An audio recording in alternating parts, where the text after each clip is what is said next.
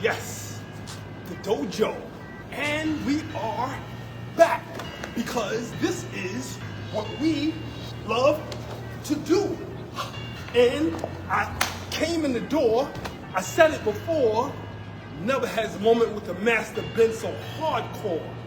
Facebook, Instagram, YouTube, pow! Sensei Kwabin here. Moment with the master. Cancel the Boogeyman. Number 2. I came in the door. This is the door of truth. We invite you to rise with this tide of truth. To rise with this tide of truth. Or be caught up in the current waves of disillusionment. I came in the door. I said it before. The truth is an amazing thing, right? This is a campaign of progressive positivity. This is Sensei Kwa being here with Moment with the Master number what? 33? Cancel the Boogeyman, part 2. This is a campaign of progressive positivity. The truth. We're talking about the truth, right? The truth is an amazing thing. How many still here? You want to send people some signals? Start talking about the truth. People might start to edge away a little bit, but stay. You're invited. Stay through. This is amazing, dynamic moment with the master today. Cancel the Boogeyman part 2. This is real. Stay with me, family. I'm inviting you, imploring you. Okay, we're getting ready to write a new script. What problem are we solving here today? Somebody asked me, Sensei Kwabin, what problem are you working on? What problem are you solving? We want, with this moment with the master, Cancel the Boogeyman part 2, to solve the problem that things and people that cause us to have distorted perceptions or skewed views of how we are, who we are, how we show up, what our capacities are. We want to deal with those things in a way that puts us in a better position to have power. Position over weakened energy, repeatedly, power over them. That's the problem we're solving. The bogeymen. The bogeymen. And where do they come from? Where do they hide? What are their effects? The bogeymen, we talked about it last week in Moment with the Master, Cancel the Boogeyman part 1. The bogeymen, those are the things, the effects and influences of people, thoughts, ideas, perceptions that keep us from our optimal best. And we have loads of them oftentimes. We're dealing with boogeymen, right? They come in the form of dark thoughts and dark perceptions in our lives, in the world, and with the people that we deal with in our lives. Or in some ways, we might be dealing with the effects that we have on other people's lives. You know, it's a two-way street. I came in the door. I said it before. So what about the bogeyman? What happens with bogeymens? You know, there was a chant back in the 80s, 90s, maybe in the 2000s. It was no justice, no peace. Y'all remember that? Sensei Kwabin is here to say no progress, no peace. Right? We don't want closed doors. We don't want closed doors of our minds. We don't want closed doors of our heart. We don't want closed doors to our progress. Right? We are often on what we might find are shifting planes of development. We don't stay in one place at one time. We develop through stages and phases, and we may be over here this year, and next year we might find ourselves in a wholly unique, different position. But the question is are we still dealing with the bogeyman? Are we still wrestling with the perceptions of others and the effect those perceptions have on our lives? Are we still dealing with the bogeymans in our lives? The past elements of our activities, our experiences, our interactions, our relationships, our everything that makes us who we are. Those things, are they controlling, are they governing what we see and how we show up today? So we want to invite that we want to say, closed doors. We're talking about closed doors. We don't want closed doors to haunt us. We don't want closed doors to keep us from pushing forward in this campaign of progressive positivity, right? We don't want to bleed out from wounds of the past. That's what we said at the end of the last Moment of the Master. We don't want to let wounds that we have endured, wounds that we have incurred, things that have happened to us over the years keep us locked into a place and space where we don't have progressive positivity, right? We want to also enact the power of positive change. Pop C, I call it the power of positive change. So we want to let the past all the way go. We want to let that all the way go and live in the now, live in the here and now, because the opportunities that we have, they have limited shelf lives, right? Windows of opportunity open and close all the time, right? Moments of inaction that call for our attention and our investment, they may widen and contract. And then after contracting, they may actually close and move.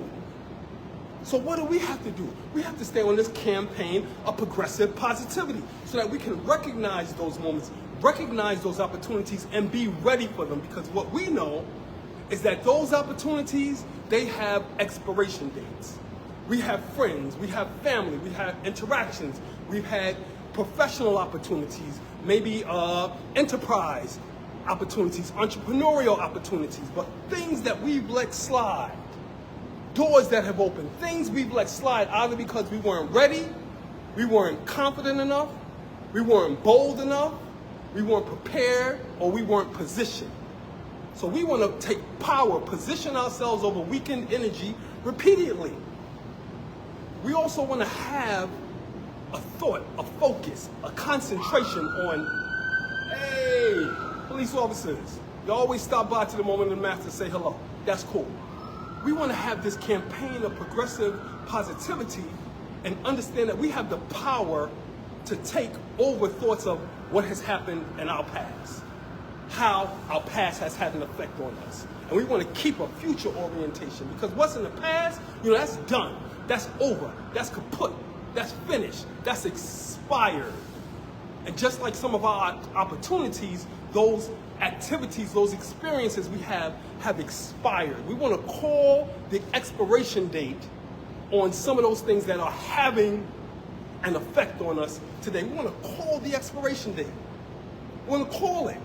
Some of those things are historical artifacts. Let's call the expiration date on us in a space and place we could jump into the next mode of operation, jump into the next mode of execution, jump into the next mode of greatness. We have one life.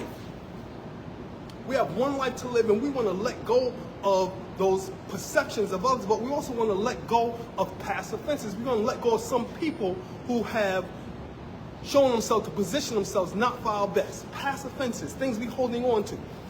Past offenses. Right? We want to get rid of those old ghosts so that we can move anew. So let me share with you 6 transformational thoughts to cancel the boogeyman. 6 transformational thoughts, Sensei Kwabin. Number 1, there will always be in our aura, in our environment, factors beyond our control. And we need to recognize that when there are factors beyond our control, we look over and above and past what we have control over. I only want to focus my energies on the problem to the degree I have capacity and control over the elements of that problem. Capacity to use my gifts and talents and abilities to address that problem. The capacity. Factors beyond my control, I don't want to deal with it. Also, I want to get over old defeats, defects, doubts, deficiencies, right? How people have done unnecessary things that did not serve our interests. I want to get past those. I want to get over those old thoughts, those old demons even. G-O-O-D. Get over old demons. Get over old defeats. Get over old doubts. Get over old defects. Get over old deficiencies. All of that. That's number 2. Number 3, we heard it, called it Pop C. We want to have understanding how we can execute the power of positive change. There's always something within our grasp that we can use to tool those elements of ourselves that will push us forward and have us progressively move in on that campaign of progressive positivity. Right? We want to use our power to change to have progressive positivity. and continuity and movement and advancement and elevation, right? So that was number 4, the campaign of progressive positivity. Number 5, we want to have and use and exercise what I'm going to call total self-awareness. We can get there.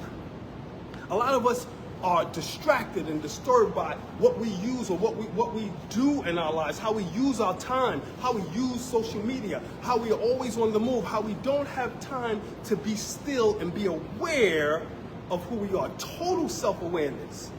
Blessed is the person who can sit down and have a mind of total self-awareness, have an exercise of quietness and concentration and meditation and focus and becoming more and more aware of who we are as individuals. Total self-awareness. And added to total self-awareness, we want to add total self-confidence. Total self-awareness and total self-confidence, they go together to make a bridge, a formidable bridge of what we carry into all of our activities of life. A formidable bridge in what we carry into our endeavors. A formidable bridge in what we carry into our enterprises. A formidable bridge in what we carry into our professions. A formidable bridge in what we carry into our relationships. Total self-awareness and total self-confidence. And I'm talking about the confidence that is born from what we are aware is possible for us. Not so much in all that we have. That's a baseline. Not so much in how we appear. That could be part of the baseline, but more of a confidence in what we are capable of producing or what we are looking forward to stretching to produce. Total self-confidence. So we recognize that there are factors beyond our control. We recognize we want to get over old defeats, doubts, and disappointments. We recognize we want to use the power of positive change. We want to recognize that we are going to exercise a campaign of progressive positivity. We want to recognize that we are going to have total self-awareness and total self-confidence. Those two things, or those all together, bring us clarity. Clarity of mind without distortion. Clarity of mind without bias. And a conviction that shifts what happens inside of us, and the effect is it shifts or has an impact on those outside of us. It shifts. It causes an adjustment in our environment. It's very powerful. Very, very powerful. One of the big flexes, I would say, that we could exercise is to even, while canceling the bogeyman, canceling the internal need and the internal desire for outside validation of others, meaning caring too much about what others think that has an impact on what we do, so much so that we are afraid to move out, we are afraid to step out and look different, we are afraid to step out and maybe stumble and fall, we are afraid to step out and be viewed from the outset in our buildup of ability and our buildup of expertise. Sometimes we need to be viewed in our apprentice stage so that we can be appreciated in our master stage. I'm going to say that again. Sometimes we need to be viewed in our apprentice stage so that we can be appreciated in our master stage. We don't want outside validation to move us. We want the personal engine of our personal ingenuity and effort and initiative to drive us. Nobody else. We want to be the driving force with our sense of total self-awareness and total self-confidence. Nobody else. Nobody else at all. We want to go through those seasons of ownership and seasons of greatness that are born out of what we bring to bear for our lives, what we bring to bear for our endeavors. Check this out. In preparation for this moment with the master, I told you it's going to be awesome. Came up with a poem in collaboration with AI. I just have to disclose, but this poem, with some tweaking and tooling on my part, this poem turns out to be a magnificent poem in my sense. Let's share. Cancel the Bogeyman, right? Cancel the Bogeyman is the name of the poem. He lived in the corners of stories I knew. A whisper in halls, a shadow that grew. Wove doubt through my laughter and fear through my pain. I carried the voice of his measure and claim. He wasn't a monster with claws or disguise, just silence at dinner, contempt in his eyes. He dressed as regret, he moved like a sigh, taught me to shrink, despise my own why. He echoed through teachers, the rules made of shame. He painted my mirrors with layers of blame. He said I was broken, too different, too loud, so I learned to be quiet, to blend in the crowd. But years have a hunger for truth and for light, and healing begins when you choose not to fight. So I found other voices and wrote my own name, designed my own plan, played my own game, broke my own ring, paved my own way, and revoked the consent that told them to stay. No longer mistaking my fear for my fate, no longer. Be free from bogeymans. You are released. Be free. We want to exercise our best. We want to move in the space of our best capacities. Be free. No boogeymans. Release them. Create new stories. Walk in liberation, not in the hauntingness of the past. We have small windows of opportunity, and we often have too much wasted time.